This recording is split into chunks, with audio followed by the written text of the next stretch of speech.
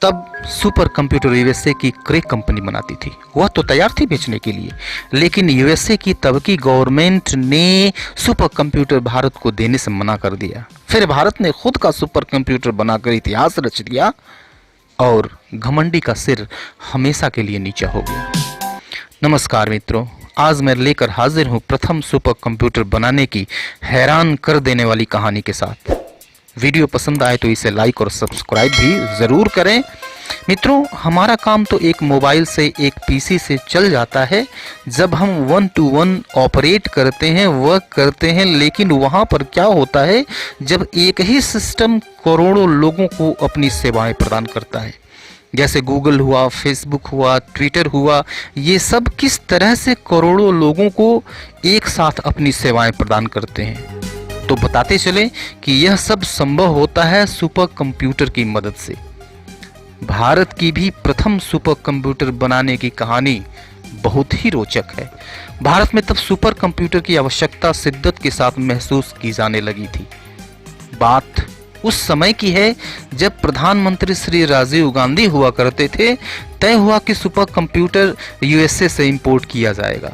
तब क्रे company super computer के क्षेत्र में अग्रणी कंपनी थी, लेकिन खरीदने से पहले उस समय का यह एक रूल था कि वहाँ की यूएसए की गवर्नमेंट की मंजूरी ज़रूरी थी जब आप सुपर कंप्यूटर किसी बाहरी देश को बेचना चाहते हैं।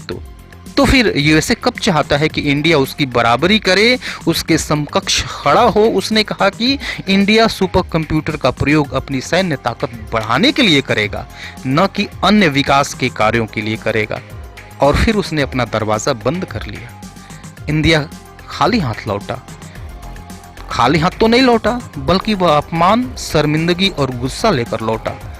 भारत आने के बाद तय यह हुआ कि इंडिया खुद का सुपर कंप्यूटर बनाएगा। तत्कालीन प्रधानमंत्री श्री राजीव गांधी ने वैज्ञानिकों की एक बैठक बुलाई, जिसमें प्रसिद्ध वैज्ञानिक विजय वटकर भी शामिल हुए। उन्होंने पूछा, क्या हम सुपर कंप्यूटर बना सकते हैं? विजय वटकर ने जवाब दिया, हाँ, हमारे पास सुपर कंप्यूटर बनाने की क्षमता है। तो फिर प्रश्न पूछा गया, इसमें समय कितना लग सकता है? जवाब मिला, यूएसए से आयात करने से कम समय में यह सुपर कंप्यूटर बनकर तैयार हो जाएगा। फिर पूछा गया, कितना खर्च आएगा?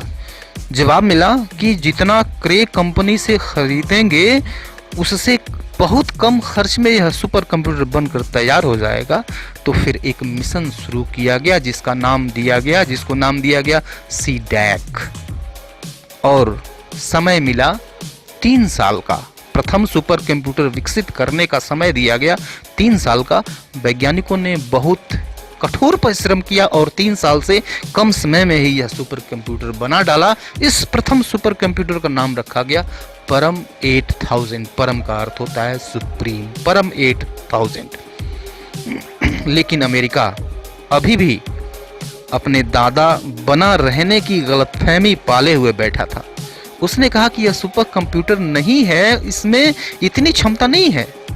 फिर एक प्रदर्शनी लगी सुपर कंप्यूटर की। इंडिया भी अपने परम 8000 को उस प्रदर्शनी में ले गया और फिर वहां पर पता चला कि यह विश्व की दूसरी सबसे शक्तिशाली कंप्यूटर सुपर कंप्यूटर था। यह वह समय था जब यूएसए ने नहीं चाहते हुए भी भारत का लोहा माना।